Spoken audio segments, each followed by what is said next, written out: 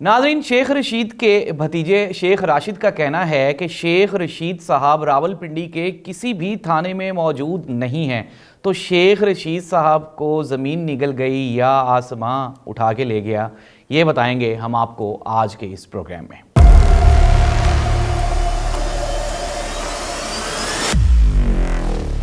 औज़ुबिल्लाहि मिनश्शैतानिर्रजीम, बिस्मिल्लाहिर्रहमानिर्रहीम। अल्लाहुम्मा सल्लि अला मुहम्मदिन व आलि मुहम्मद। करोड़ों दरूद व सलाम हज़रत मोहम्मद मुस्तफ़ा सल्लल्लाहु अलैहि वसल्लम पे और आप सल्लल्लाहु अलैहि वसल्लम की आल पे। आप देख रहे हैं ज़ाहिद अब्बास नकवी ऑफिशियल। नाज़रीन, पाकिस्तान के साबिक वज़ीर दाखिला और सीनियर तरीन सियासतदान, उनके बारे में यही कहा जाता रहा है कि हुकूमत किसी भी जमात की हो, लेकिन शेख रशीद साहब की हुकूमत में मौजूदगी लाजमी है। शेख रशीद साहब अपना शोला बयानी की वजह से जाने और पहचाने जाते हैं और यही शोला बयानी उनके ख़िलाफ़ इस मरतबा सियासी इंतकाम का बायस बनी। गुज़श्ता दिनों पाकिस्तान के साबिक वज़ीर आज़म और पाकिस्तान तहरीक इंसाफ के चेयरमैन इमरान खान ने मीडिया से गुफ्तगू करते हुए कहा कि उनके कत्ल का मुनज़्ज़म मंसूबा बनाया गया है और आसिफ अली जरदारी इस मंसूबे को बनाने के बानी हैं। दूसरी जानिब उन्होंने ये भी कहा कि किसी दहशतगर्द तंजीम को उनके नाम की सुपारी दे दी गई है और पैसे भी जमा करवा दिए गए हैं। नाज़रीन, इस बयान को सेकंड किया और मीडिया में इसकी तायद की शेख रशीद अहमद साहब ने।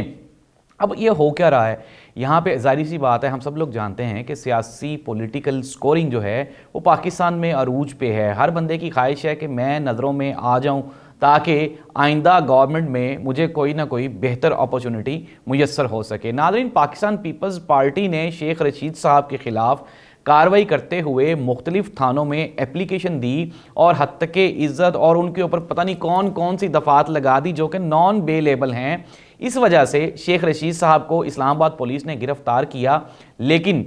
जब शेख रशीद साहब को इस्लामाबाद पुलिस ने गिरफ़्तार कर लिया तो उसके बाद अब कराची और क्वेटा में भी पाकिस्तान पीपल्स पार्टी की जानिब से शेख रशीद साहब के ख़िलाफ़ FIRs दर्ज करवाई जा रही हैं। दूसरी जानिब शेख रशीद साहब ने हाई कोर्ट से रजू करते हुए दरख्वास्त की कि उनके केसेस को, उनके जो कराची वाले केसेस हैं, उनको कराची मुंतकिल ना किया जाए बल्कि पिंडी ही उनकी सुनवाई की जाए। और दूसरी जानिब उन्होंने ये भी अपना बयान जारी किया कि जितनी भी मेरे ख़िलाफ़ दफ़ात लगाई जा रही हैं ये सारी बेबुनियाद और झूठी हैं, क्योंकि मैंने सिर्फ़ और सिर्फ वही कहा जो इमरान खान ने बयान दिया, तो मेरे ख़िलाफ़ इस कदर शदीद सियासी इंतकाम नहीं बनता। नाज़रीन, पाकिस्तान की मौजूदा मुआशी सूरत हाल और अमन की सूरत हाल को मद्देनज़र रखते हुए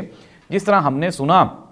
कि गवर्नमेंट एक तरफ कहती है कि हम लोग वाकई सीरियस हैं कि हम कोई मुआशी एमरजेंसी नाफज कर दें या फिर मुल्क में बेहतरी के लिए दोनों जमातों को या तमाम जमातों को, तमाम स्टेक होल्डर्स को मिल बैठना चाहिए, लेकिन दूसरी जानिब सीनियर तरीन वज़ीर शेख रशीद साहब को इस तरह से पाबंदे सलासल रखना, और वो भी एक ऐसे केस में जिसमें कोई कानूनी जवाज़ ही नहीं बनता। नाज़रीन, हमने देखा कि पिछली गवर्नमेंट में अनडाउटेडली कि लास्ट टाइम जब पाकिस्तान तहरीक इंसाफ इक़्तिदार में थी तब भी पाकिस्तान की सियासत के बड़े नाम जिस तरह से मौजूदा हमारे वज़ीर दाखिला राना सनाउल्लाह साहब, इसके अलावा और भी ख्वाजा आसिफ साहब, ख्वाजा साद रफ़ीक साहब, बहुत से लोगों के ख़िलाफ़, इवन के मरियम नवाज़ साहिबा के ख़िलाफ़ भी सियासी केसेस बनाए गए। लेकिन नाज़रीन, हम ये जानते हैं और हमने ये देख रखा है कि उन केसेस में जो मोस्टली केसेस थे उनके ऊपर करप्शन के चार्जेस थे और करप्शन भी बिलियन ऑफ रुपीज़ की।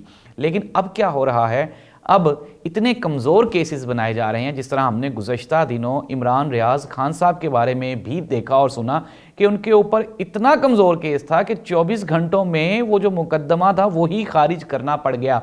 तो हुकूमत की कमज़ोर पॉलिसीज़, उनकी वीकनेसेस उनके लिए मुश्किलात में इजाफ़ा कर रही हैं, कमी नहीं कर रही।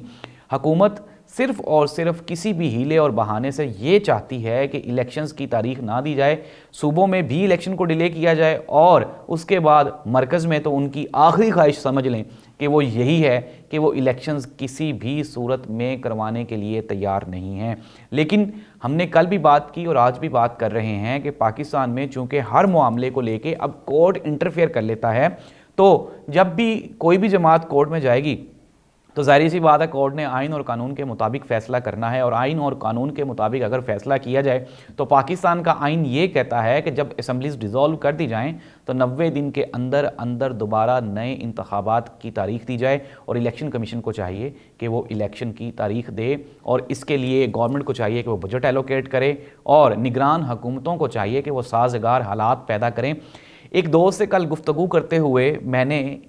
معصوم سا سوال پوچھا، انتہائی تشویش تھی مجھے۔ میں نے یہ سن رکھا ہے کہ جب نگران حکومت ہوتی ہے تو تقرریاں اور تبادلے ان کے اوپر بین ہوتا ہے، لیکن پنجاب میں نے ان سے پوچھا کہ پنجاب میں تو بڑے بڑے عہدوں پر تقرریاں بھی ہو رہی ہیں، ٹرانسفرز بھی ہو رہی ہیں، تو یہ کیسے ممکن ہے؟ تو اس نے ہنستے ہوئے جواب دیا، اس نے کہا کہ الیکشن کمیشن بھی آپ کا ہے، نگران حکومت بھی آپ کی ہے، تو تقرریاں اور تبادلوں کا ہو جانا یہ کوئی بڑی بات نہیں ہے۔ ناظرین، کوئی بھی ایشو ہو، کوئی بھی بات ہو، لیکن آئین اور قانون کے مطابق جب تک ہم لوگ اپنے سسٹم کو رائج نہیں کریں گے، اس ملک میں بہتری مشکل ہی نہیں، ناممکن ہے۔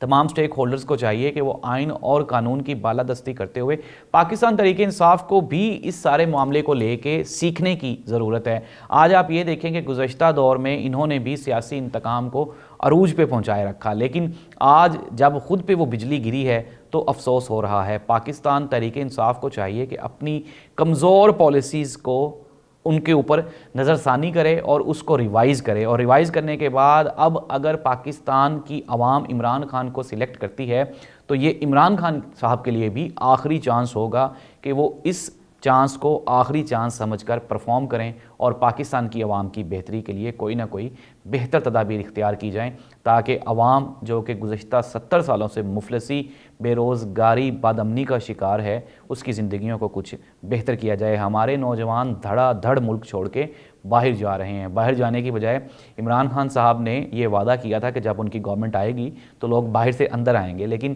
باہر سے تو اندر نہیں آئے، البتہ اندر سے باہر چلے گئے۔ لیکن